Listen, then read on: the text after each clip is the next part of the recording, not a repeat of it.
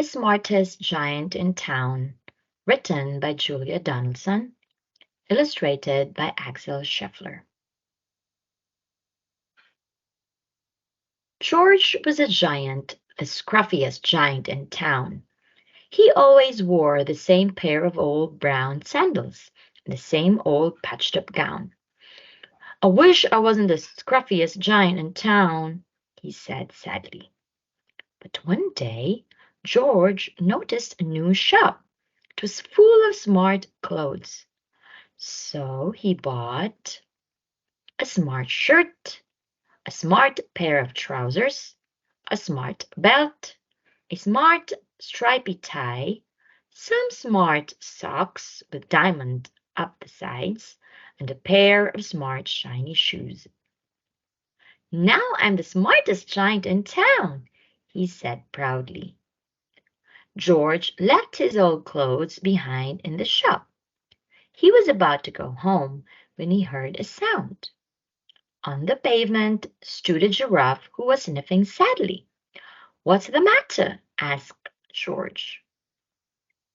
"It's my neck," said the giraffe. "It's so very long and so very cold. I wish I had a long, warm scarf." "Cheer up," said George, and he took off his stripy tie. "Didn't match my socks anyway," he said, as he wound it round and round the giraffe's neck. It made a wonderful scarf. "Thank you," said the giraffe. As George strode towards home, he sang to himself, "My tie is a scarf for a cold giraffe, but look me up and down. I'm the smartest giant in town." George came to a river. On a boat stood a goat who was bleating loudly. "What's the matter?" asked George. "It's my sail," said the goat. "It blew away in a storm. I wish I had a strong new sail for my boat." "Cheer up," said George, and he took off his new white shirt. "It kept coming untucked anyway," he said, as he tied it to the mast of the goat's boat. It made a magnificent sail. "Thank you," said the goat. George strode on, singing to himself, "My tie is a scarf for a cold giraffe. My shirt's on a boat as a sail for a goat. But look me up and down. I'm the smartest giant in town." George came to a tiny ruined house.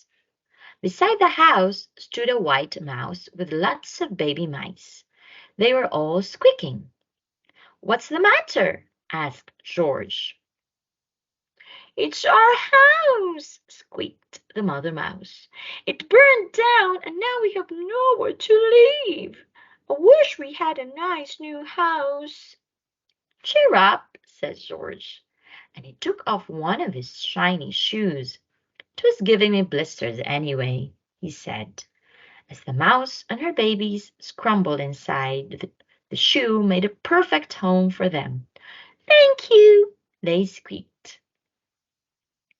George had to hop along the road now, but he didn't mind. As he hopped, he sang to himself, "My tie is a scarf for a cold giraffe. My shirt's on a boat as a sail for a goat.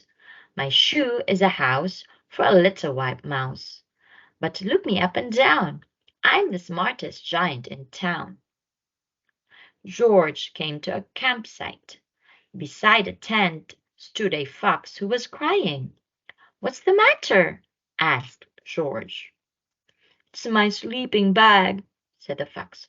"I dropped it in a puddle. I wish I had a warm, dry sleeping bag."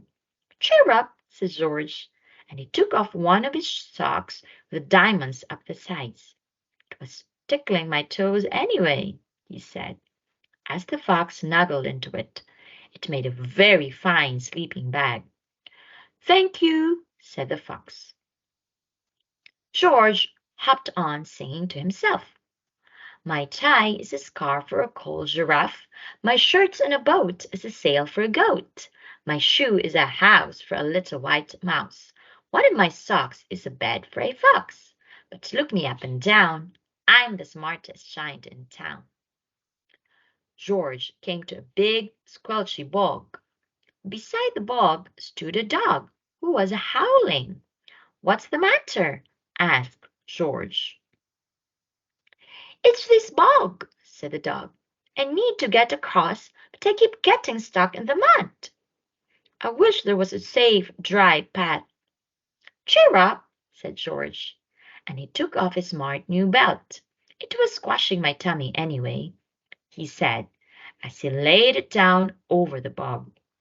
It made an excellent path. Thank you, said the dog. The wind started to blow, but George didn't mind. He hopped on, singing to himself. My tie is a scarf for a cold giraffe. My shirt on a boat is a sail for a goat. My shoe is a house for a little white mouse. One of my socks is a bed for a fox. My belt helped a dog who was crossing a bog. But my trousers are falling down. I am the coldest giant in town. Suddenly, George felt sad and shivery and not at all smart.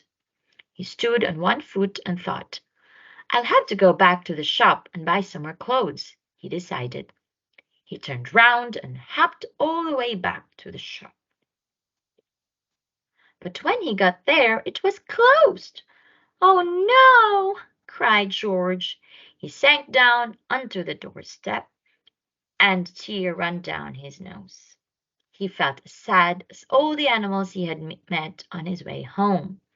Then, out of the corner of his eye, he saw a bug with something familiar poking out of the top.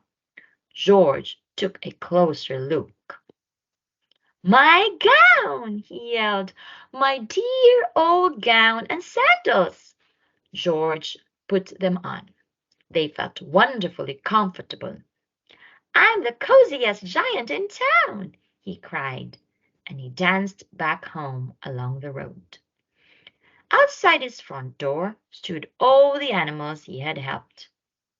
They were carrying an enormous present. Come on, George, they said. Open it.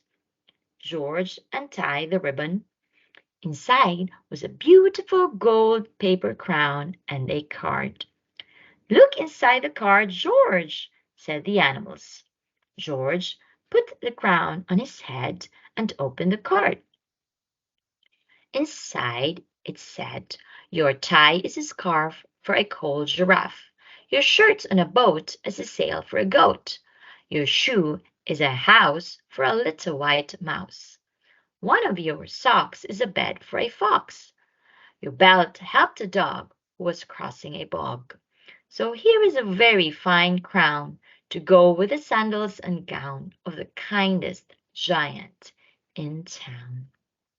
The end.